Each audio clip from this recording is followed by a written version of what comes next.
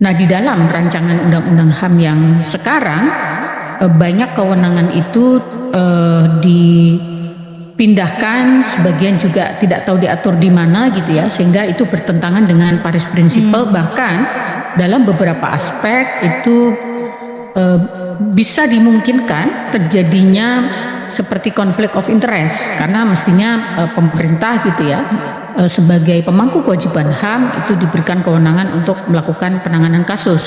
Ini mesti hati-hati. Kenapa? Karena ini menyangkut juga soal bagaimana secara paradigma mengatur pelembagaan HAM. Ini tidak hanya soal Komnas HAM, tapi ini membangun pelembagaan HAM itu mulai dari institusi negara sendiri, pemerintah, juga institusi-institusi yang kategorinya adalah watchdog institution sebagai state auxiliary bodies atau lembaga negara penunjang.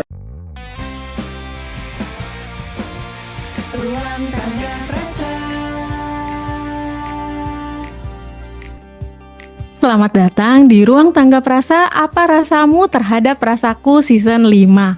Podcast ini dipersembahkan oleh Komisi Nasional Hak Asasi Manusia. Hai Happy Humans, apa kabar? Doanya selalu sama, semoga semua makhluk berbahagia, termasuk Happy Humans semua.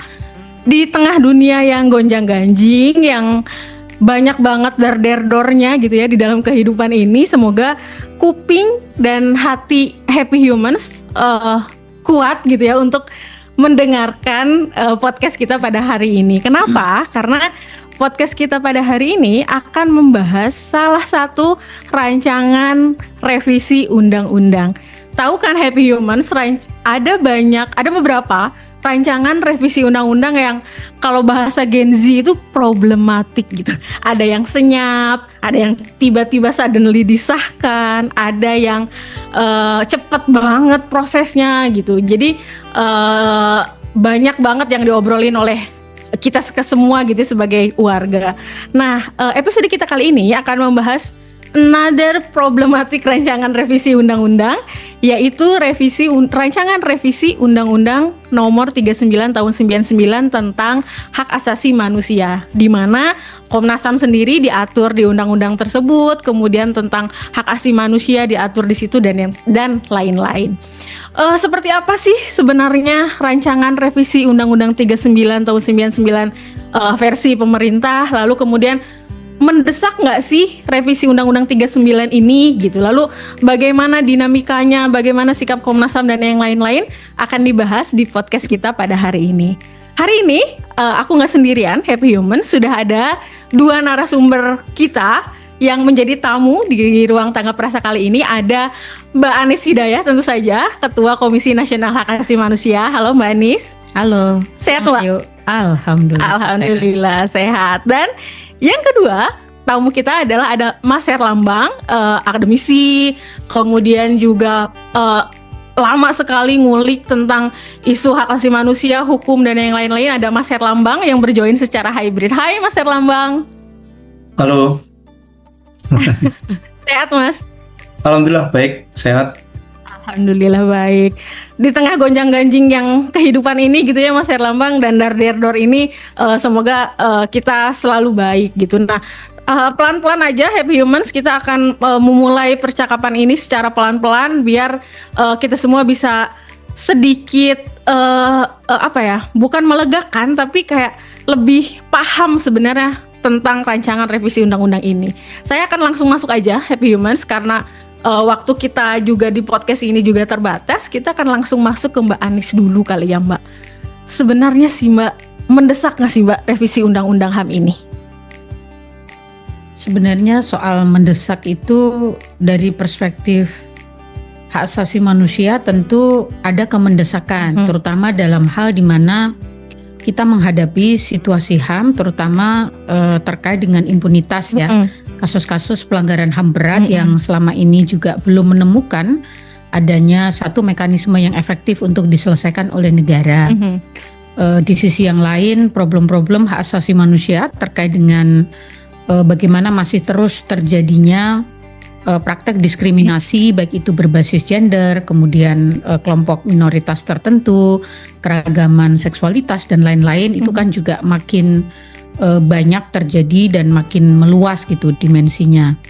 Yang ketiga, kita juga punya persoalan bagaimana konflik di Papua misalnya, praktek-praktek pelanggaran HAM itu sampai hari ini juga belum menemukan satu solusi yang bisa dikatakan strategis gitu untuk merespon situasi hak asasi manusia di Papua, mengingat konflik yang sudah cukup lama terjadi di sana.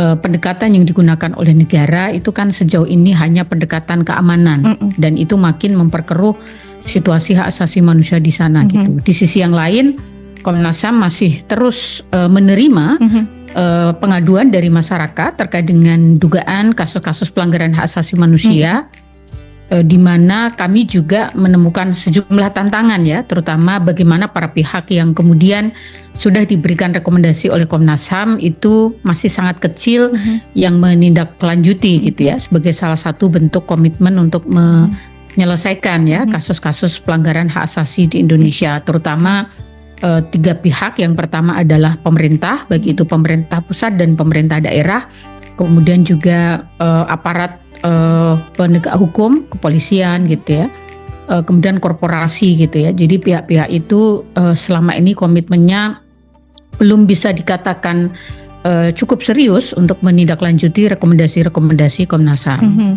Dan sebetulnya berarti memang sebetulnya penting untuk merevisi undang-undang ini begitu ya, karena ada banyak yang masih belum kuat, kemudian apa yang muatan-muatan mungkin yang memang belum masuk gitu ya Bu ya.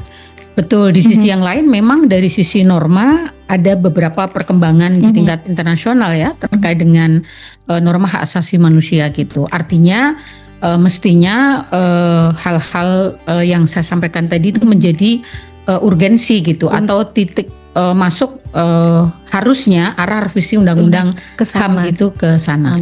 Nah, namun gitu ya Bu ya, kalau bahasa Gen Z ini namun apa yang terjadi Bu dengan rancangan revisi yang ada dari versi pemerintah ini?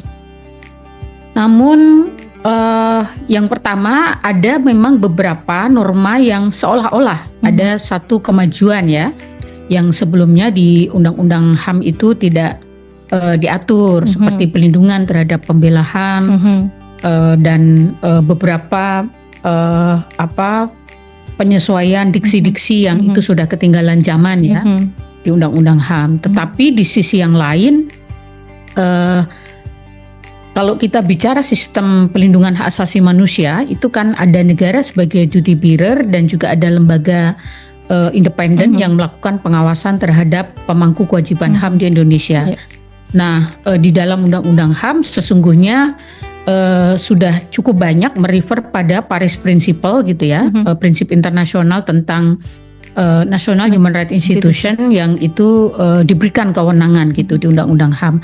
Nah, di dalam rancangan Undang-Undang HAM yang sekarang banyak kewenangan itu dipindahkan, sebagian juga tidak tahu diatur di mana gitu ya, sehingga itu bertentangan dengan Paris Principle. Bahkan dalam beberapa aspek itu bisa dimungkinkan terjadinya seperti konflik of interest, karena mestinya pemerintah gitu ya sebagai pemangku kewajiban HAM itu diberikan kewenangan untuk melakukan penanganan kasus. Selama 32 tahun Komnas HAM, saya kira pemerintah itu salah satu pihak yang selama ini merupakan bagian dari pelaku pelanggaran hak asasi manusia gitu.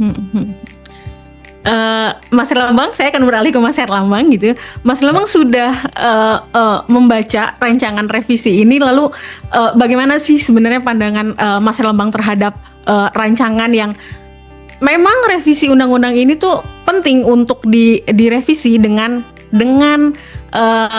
syarat gitu dalam tanda kutip gitu. Namun ada namunnya nih Mas Herlambang nih. Gimana menurut Mas Herlambang? Ya, catatan saya sebenarnya gini ya, kalau kita membentuk hukum itu harus direfleksikan dari bagaimana proses penyusunan atau hal formal terkait dengan pembentukan hingga substansi yang itu semuanya bisa dirujuk argumen atau basis urgensinya, atau tadi ada pertanyaan mendesak, apa yang mendesak di dalam upaya mengubah itu. Nah, yang pertama berkaitan dengan formal pembentukan, kita tahu bahwa memang MK melalui putusan 91 itu kan menegaskan perlunya meaningful participation ya, atau partisipasi publik yang punya makna. Di situ prosesnya harus dilalui itu, dijelaskan sebaik mungkin dan seterusnya, sehingga tidak melahirkan keterkejutan di ruang publik yang tidak perlu dan bahkan memancing kontroversi. Nah, proses ini juga harus disertai dengan keterbukaan terkait dengan draft. Nah, formal ini saja kita tahu bahwa draft bisa berganti-ganti, dan saya baca 2 draft itu kan ada perbedaan ya, ada perkembangan yang kita mungkin tidak bisa akses atau mengetahuinya. Nah, saya hanya mengingatkan saja yang kaitannya dengan formal pembentukan. Itu alangkah baiknya Kementerian HAM membuka draft itu berikut dengan naskah akademiknya. Yang kedua, dikaitkan dengan substansi, tadi disampaikan ada beberapa hal yang seberapa urgen atau mendesak pembentukan Undang-Undang HAM melalui proses revisi ini. Nah, kalau dirujuk dari naskah akademiknya, sayangnya apa yang diberikan catatannya oleh Mbak Anis tadi nggak terefleksi di naskah akademik itu. Misalnya soal impunitas, apakah undang-undang ini dibentuk atau direvisi dalam rangka merespon problem impunitas yang terus-menerus terjadi dan bertahan sampai 2 dekade pasca Undang-Undang 39 tahun 1999. Jawabannya rupa-rupanya nggak nyampe ke sana tuh. Jadi kalau kita konsisten dengan bagaimana membentuk hukum yang baik, itu juga basisnya adalah bagaimana memastikan naskah akademik itu juga menjawab problem dasar kebutuhan untuk merevisi. Jadi kalau problem dasarnya juga tidak terefleksi dengan baik, bagaimana kita mau mendorong revisi ini dalam rangka untuk memastikan bahwa ini memang diperlukan itu. Nah, gitu respon saya terkait dengan draft-draft yang muncul ya, termasuk naskah akademiknya yang bagi saya masih belum cukup merefleksi urgensi atau kemendesakan ya dari sebuah keinginan revisi. Iya, meaning participation-nya tuh mungkin belum terlihat gitu. Lalu kemudian bahkan untuk mengaksesnya saja tuh juga sulit ya Mbak Anis ya. Kayak masyarakat umum tuh happy humans gitu bisa mengakses nggak sih Mbak rancangan revisi Undang-Undang HAM ini? Kalau yang punya kewenangan untuk menginisiasi ya rancangan undang-undang itu kan DPR atau pemerintah. Dalam hal ini revisi Undang-Undang HAM ini kan pemerintah gitu. Nah, setahu saya kalau melihat di websitenya pemerintah, dalam hal ini adalah Kementerian HAM, bisa dicek gitu, ada atau tidak gitu. Nah, sejauh sepengetahuan saya itu belum tersedia. Mungkin belum diupload atau ada pertimbangan lain gitu ya, sehingga masyarakat tentu belum bisa mengakses gitu. Nah, kalau kita sendiri dari Komnas HAM memang meminta secara resmi gitu draft itu ke pemerintah gitu kan. Tetapi yang disampaikan Mas Herlambang tadi, meaningful participation itu kan artinya bagaimana masyarakat bisa berpartisipasi, memberikan masukan gitu ya selama proses pembahasan itu disusun gitu. Tidak hanya ketika sudah jadi RUU, tetapi ya jauh sebelum menjadi rancangan itu kan apa sih urgensinya undang-undang ini masuk sebagai prolegnas gitu ya. Masyarakat yang dirasakan selama ini sebagai sebagai holder rights gitu ya, sebagai pemegang hak itu yang dihadapi seperti apa gitu ketika menjadi korban pelanggaran hak asasi manusia misalnya, atau teman-teman organisasi masyarakat sipil yang selama ini banyak melakukan advokasi pendampingan masyarakat, itu kan juga tahu persis ya problem-problem yang dihadapi dalam mengadvokasi kasus-kasus pelanggaran hak asasi manusia di Indonesia gitu. Jadi itu kan semuanya harus dipastikan masyarakat terlibat dalam proses itu, tidak sekedar diundang dalam satu rapat misalnya gitu, tetapi dokumen itu harus bisa diakses secara terbuka oleh masyarakat. Betul. Mbak Anis bisa ini nggak pada bulan lalu Komnas HAM kan mengeluarkan keterangan pers ya Bu ya, rilisan gitu tentang hasil kajian Komnas HAM terhadap rancangan revisi undang-undang ini. Nah, Happy Humans mungkin banyak juga ya Bu ya yang belum membaca rancangannya dan yang lain-lain. Bisa di-spill nggak sih Bu buat Happy Humans gitu? Sebenarnya ada nggak sih Bu pasal-pasal yang justru malah bukan memperkuat implementasi hak asasi manusia, justru malah melemahkan atau bahkan melemahkan lembaga independen seperti Komnas HAM atau mencederai prinsip-prinsip Paris gitu maksudnya. Bisa di-spill nggak sih Bu, ada nggak pasal-pasal itu dalam rancangan revisi ini? Nah ini juga jadi persoalan karena dinamika atau perkembangan draft ini kan juga lumayan cepat gitu. Nah harusnya yang bisa dipegang seperti yang disampaikan Mas Herlambang tadi kan naskah akademik gitu. Nah naskah akademiknya sendiri sebenarnya belum menunjukkan sebenarnya apa sih urgensi revisi undang-undang ini gitu ya, dan ke arah mana sesungguhnya revisi undang-undang ini gitu. Tidak sekedar setiap 1 minggu ketika ada desakan misalnya kemudian dirubah gitu. Jadi memang harus berangkat dari rangka berpikir gitu ya, dan itu ada di naskah akademik. Nah, naskah akademiknya apakah seproblematik rancangannya Bu? Betul. Pengen ketawa tapi kok rasanya sedih gitu ya Bu ya. Apa sih Bu? Apa poin-poin apa yang menurut Komnas HAM setelah membaca naskah akademik tersebut? Ya pertama tentu kalau dari sisi proses penyusunan perundang-undangan itu kan setidaknya ada tiga hal yang harus disusun ya di dalam satu naskah akademik ya. Pertama adalah landasan filosofis ya. Apa sih yang membuat sehingga pemerintah itu memutuskan ini harus direvisi gitu. Yang kedua tentu landasan yuridisnya gitu ya. Ada perkembangan hukum apa saja gitu ya. Kemudian landasan sosiologis itu ada kebutuhan di tingkat masyarakat adanya revisi undang-undang harus dilakukan oleh pemerintah gitu ya, sehingga itulah yang kemudian mestinya kita baca gitu di dalam naskah akademik itu. Nah, ini tadi sudah disinggung Mas Herlambang, memang belum banyak bicara ke sana gitu, atau bahkan saya sebenarnya malah tidak terlalu jelas gitu naskah akademik yang disusun gitu ya. Dan berdasarkan kajian Komnas HAM, naskah akademik yang ada ini bahkan secara sistematika itu tidak akademik gitu ya, belum akademik gitu. Jadi secara sistematika belum ke substansinya gitu. Secara sistematika saja gitu dalam tanda kutip berantakan gitu ya. Tapi bagaimana dengan substansinya gitu, kira-kira begitu ya Mbak pertanyaannya. Lalu balik lagi ke Mas Herlambang, dengan kondisi yang seperti ini Mas Herl, naskah akademiknya begitu, lalu kemudian juga meaningful participation juga nggak ada, bisa dibilang mungkin nggak ada karena banyak juga kawan-kawan Happy Humans juga mungkin agak kurang paham dan nggak tahu juga ternyata memang ada upaya atau dari pemerintah untuk melakukan revisi terhadap undang-undang ini. Apa sih dengan kondisi yang kayak gini, apa yang perlu dilakukan Mas Herlambang? Baik secara hukum misalkan yang perlu ditempuh atau secara gerakan di akar rumput atau di masyarakat. Ya, catatannya begini ya, kalau misalnya ada kehendak dari Kementerian HAM untuk merevisi Undang-Undang HAM, kita tahu bahwa hak asasi manusia itu hari ini itu hampir separuh konstitusi atau Undang-Undang Dasar itu isinya hak asasi manusia.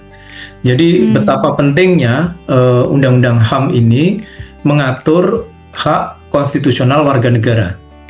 Nah, maknanya adalah harusnya atau idealnya naskah akademik itu juga menjelaskan bagaimana posisi politik hukum hak asasi manusia yang hendak dicapai. Nah, posisi politik hukum hak asasi manusia yang hendak dicapai itu adalah pertanyaan kuncinya, bagaimana naskah akademik itu menjelaskan upaya untuk memperkuat sistem perlindungan hak asasi manusia. Nah, kalau sudah bicara soal bagaimana memperkuat sistem perlindungan hak asasi manusia, itu tidak sekedar dikunci dengan imajinasi 1-2 orang di kementerian ya yang katanya ini nggak ada, itu nggak ada dan seterusnya pasalnya, sehingga ini merefleksi kebaruan terkait dengan progressive realization dan seterusnya. Itu boleh, tetapi harus dilihat secara lebih koheren ya. Ini penting. Kenapa? Karena kalau di perkuliahan hukum tata negara khususnya dalam pembentukan peraturan undang-undangan itu ada teorinya tuh. Kalau mau membuat kerangka norma baru, itu juga harus ada penjelasannya di naskah akademik. Kalau mau mengubah, itu juga harus ada bagaimana mengargumentasikan kenapa harus berubah. Kira-kira gitu. Termasuk misalnya yang menjadi catatan Komnas HAM itu kan hilangnya sejumlah kewenangan yang sebenarnya dimiliki oleh Komnas HAM jadi hilang. Baik pendidikan penyuluhan, mediasi. Nah, itu pertanyaannya adalah apa penjelasannya di dalam naskah akademik? Itu yang sayangnya kita nggak mendapatkan penjelasan yang cukup di dalam naskah akademiknya. Bahkan naskah akademiknya aja dalam perbincangan terakhir yang saya dapatkan justru itu bukan draft yang terbaru atau bukan draft yang final. Jadi saya bingung juga nih mau bikin RUU sepenting itu, tetapi naskah akademiknya belum tuntas. Nah, saran saya adalah ini mesti hati-hati. Kenapa? Karena ini menyangkut juga soal bagaimana secara paradigma mengatur pelembagaan HAM. Ini tidak hanya soal Komnas HAM, tapi ini membangun pelembagaan HAM itu mulai dari institusi negara sendiri, pemerintah, juga institusi-institusi yang kategorinya adalah watchdog institution sebagai state auxiliary bodies atau lembaga negara penunjang. Nah, masalahnya adalah kita tahu Komnas HAM misalnya posisinya itu mengawal hak konstitusional warga negara. Komnas HAM posisinya adalah menjalankan mandat untuk merealisasikan constitutional importance, itu istilahnya. Nah, kalau misalnya ada pengurangan kewenangan, ada pembatasan, apalagi tidak disertai dengan bagaimana mendorong upaya untuk memastikan revisi ini menjawab persoalan impunitas misalnya yang sangat secara struktur, kultur dan seterusnya itu nggak pernah dijawab tuntas ya. Nah, saya kira catatan saya adalah kita jangan sampai membuat undang-undang yang justru satu melemahkan sistem perlindungan HAM. Walaupun klaimnya menteri itu mengatakan ini memperkuat sistem perlindungan HAM, saya jawab kalau dibaca dari naskah akademik maupun draft itu justru memerosotkan sistem perlindungan HAM. Yang kedua, begitu membincang soal sistem hukum perlindungan HAM, maka yang harus juga dipastikan standar dan mekanismenya itu nggak boleh turun derajatnya atau melemah gitu ya. Jadi kalau ini turun dan melemah ya saya kira kita khawatir situasinya adalah mengonfirmasi apa yang dibilang oleh scholars Skeppel ya yang mengatakan autocratic legalism. Jadi ini undang-undang nanti tiba-tiba dijalankan dengan proses yang satu ugal-ugalan, dua nir partisipasi, yang ketiga adalah mengesahkan hal-hal yang sebenarnya tidak dibenarkan secara prinsip. Ini yang disebut illegality. Ya, agak menarik nafas dalam ya, Happy Humans mendengarnya gitu. Tadi Mas Herlambang juga sudah menyampaikan bahwa ada beberapa dalam rancangan itu ada beberapa kewenangan Komnas HAM yang hilang gitu ya, Happy Humans. Apa Mbak kira-kira dampaknya jika misalkan rancangan ini disahkan? Sebelum ke dampak, sebenarnya begini. Kalau memang pemerintah gitu ya serius bahwa ada satu urgensi bahwa undang-undang ini harus direvisi, maka tentu tidak boleh keluar dari prinsip-prinsip hak asasi manusia internasional. Nah, salah satu prinsip hak asasi manusia internasional yang relevan terkait dengan lembaga HAM itu kan Paris Principle ya. Di dalam Paris Principle itu kan jelas lembaga nasional hak asasi manusia itu mesti dipastikan dia independen, kompeten, responsibel gitu ya. dan ada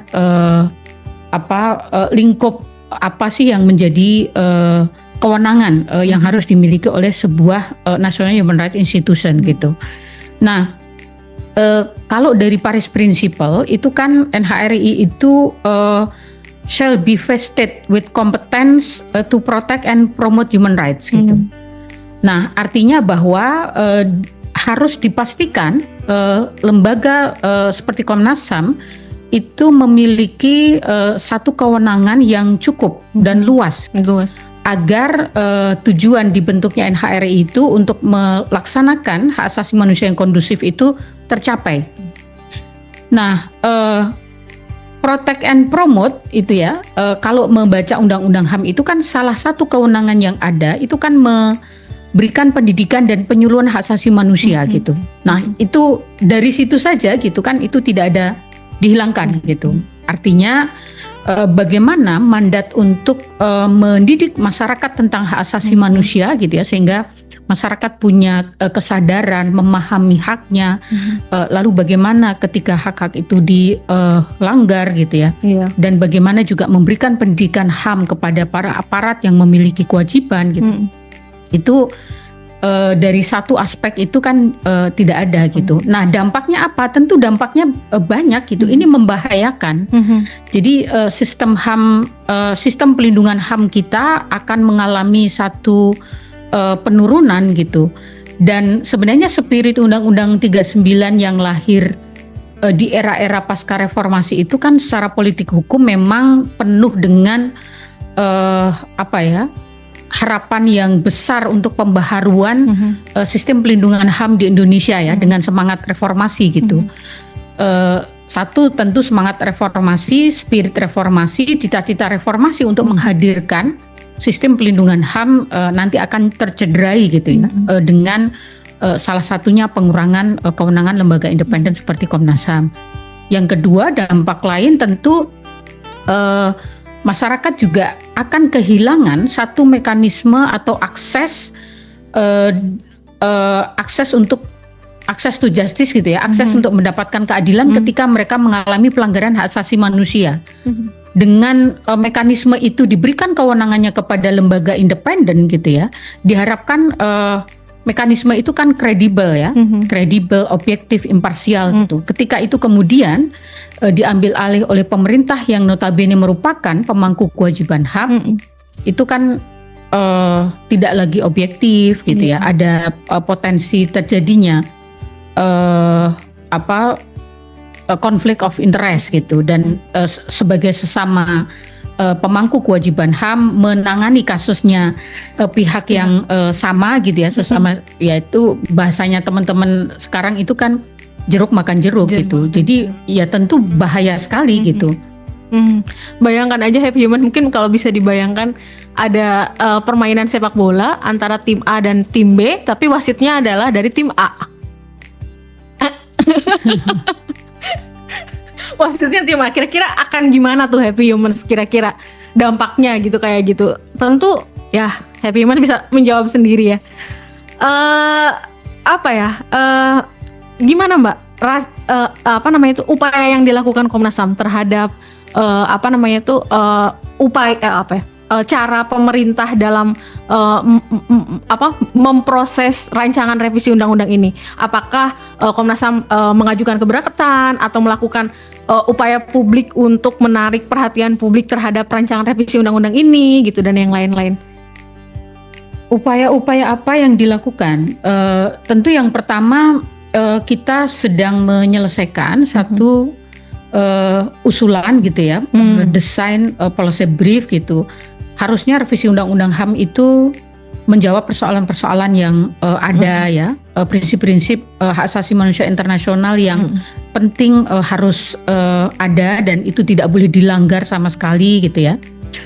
Dan bagaimana memastikan partisipasi publik itu diberikan ruang yang seluas-luasnya gitu ya, itu harus dilakukan. Dan tentu Komnas HAM menolak ketika revisi itu akan memperlemah sistem pelindungan HAM di Indonesia gitu. Yang kedua, tentu kita menyampaikan narasi-narasi kepada publik ya untuk terlibat dalam proses ini dan ya kami memang harus membangun komunikasi dengan pemerintah dan itu juga sudah dilakukan gitu. Dan saya kira yang jauh lebih penting dari itu adalah jika revisi ini pada ujungnya nanti tidak menjawab persoalan hak asasi manusia di Indonesia dan mengarah pada pelemahan sistem perlindungan HAM, tentu Komnas HAM ada pada posisi menolak gitu.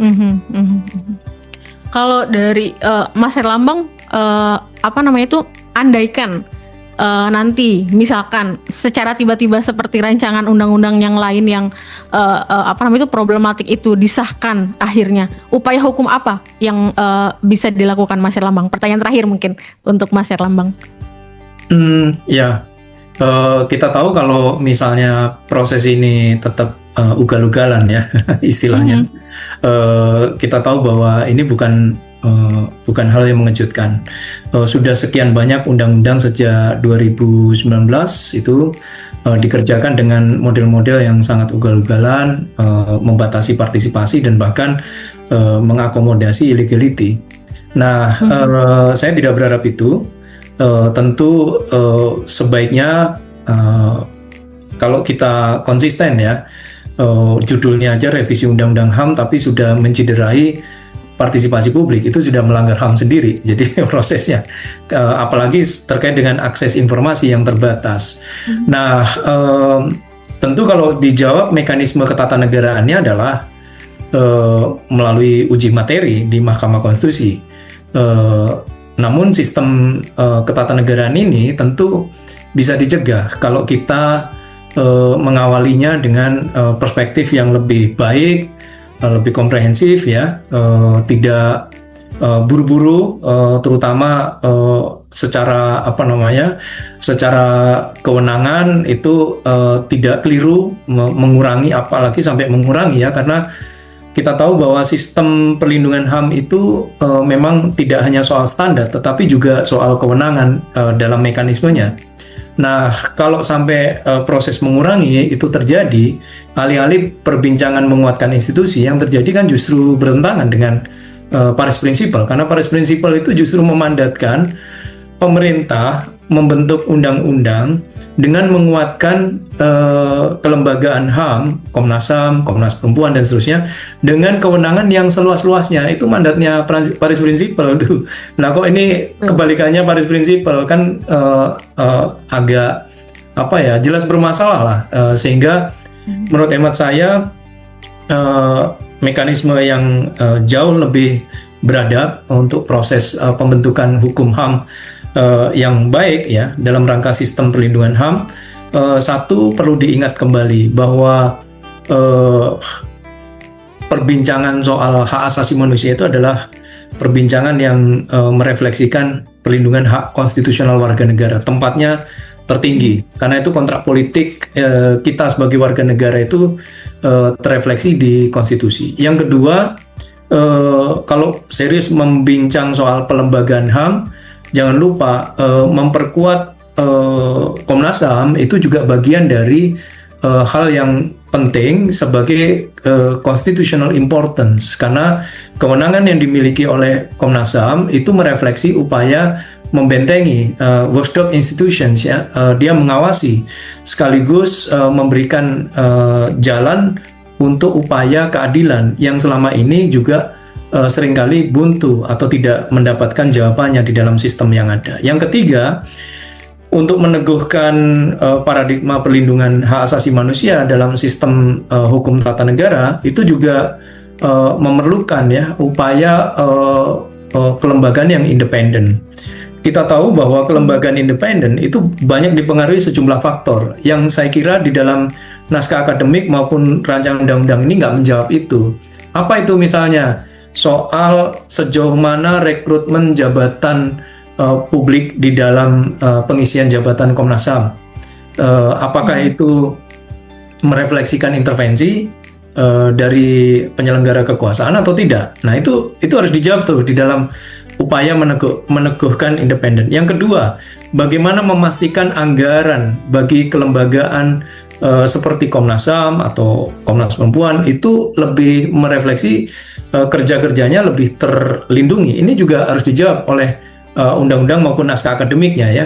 Karena kalau tidak ngomong bagaimana memastikan soal anggaran, itu juga sama halnya dengan independen hanya di atas kertas, tapi tidak merefleksi upaya sistematis untuk menguatkan posisi pelembagaan HAM itu. Itu langkahnya. Ya, semoga kita tidak sampai kepada tahap itu ya Mbak ya. Maksudnya ya jangan sampai disahkan gitu misalnya. Kecuali memang bisa memperkuat implementasi terhadap hak asasi manusia dan memperkuat paris-paris prinsipal ini tuh bisa diterjemahkan dengan baik gitu di dalam undang-undang itu gitu.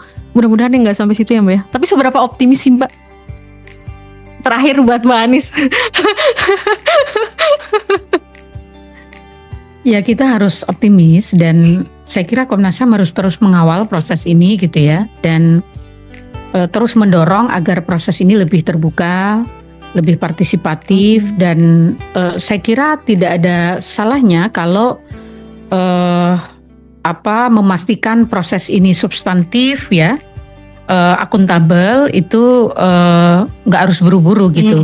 Jadi katanya kan tahun depan atau kapan gitu ya, tetapi saya kira proses pembentukan maupun perubahan satu undang-undang itu tidak harus cepat gitu ya, bahkan tidak boleh terlalu cepat gitu, sehingga memberi ruang kepada seluruh pihak untuk bisa berpartisipasi dan memastikan bahwa apa yang dibutuhkan gitu ya secara sosiologis gitu terkait dengan keberadaan undang-undang ini makin ke depan sistem perlindungan HAM di Indonesia gitu. Jadi memastikan itulah yang saya kira nanti ya Komnas HAM, teman-teman organisasi masyarakat sipil, teman-teman di perguruan tinggi gitu ya, untuk sinergis bagaimana kepentingan kita bersama itu harus kita kawal bersama ke depan. Amin.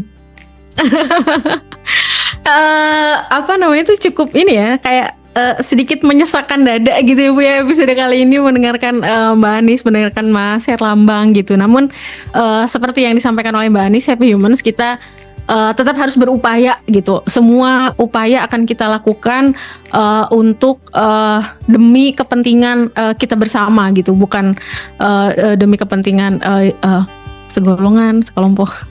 Dan juga kita akan terus mengawal. Komnas HAM juga mungkin ya Mbak Anis sangat berkomitmen bagaimana proses ini bisa berjalan dan mekanisme tidak ugal-ugalan tadi seperti yang disampaikan oleh Mas Herlambang, dan jangan sampai ini harapan pribadi saya jangan sampai kita kecolongan lagi gitu dalam beberapa rancangan undang-undang gitu, seperti kita sebut saja ada misalkan ada undang-undang KUHP, ada undang-undang TNI, Omnibus Law 2019 dan yang lain-lain.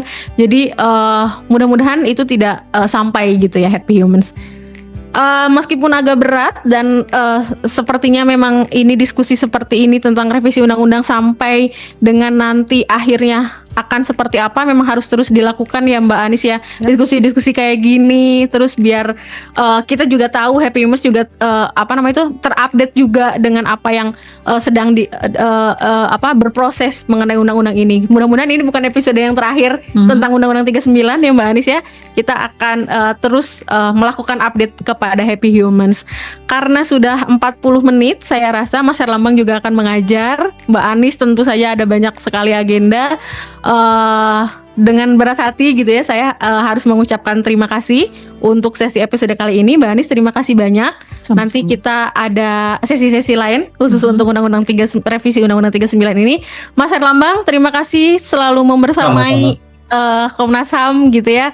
Dan mudah-mudahan apa yang kekhawatiran Happy Humans juga tidak terwujud seperti rancangan revisi undang-undang yang lain gitu. Mas Herlambang, terima kasih banyak. Mbak Anis, Mas Herlambang, sehat selalu. Happy Humans, terima kasih sudah mendengarkan episode kita pada hari ini. Jangan lupa untuk follow semua Instagram, Twitternya Komnas HAM di media sosial biar tahu update tentang hak asasi manusia, tentang Komnas HAM. terlebih tentang revisi Undang-Undang 39 ini. Kita juga masih membuka open chat gitu ya di tanggaprasa.komnasham.go.id. Silahkan chat kami pada hari dan jam kerja gitu ya. Lalu juga sehat-sehat untuk Happy Humans. Kita berjumpa lagi di episode selanjutnya. Dadah!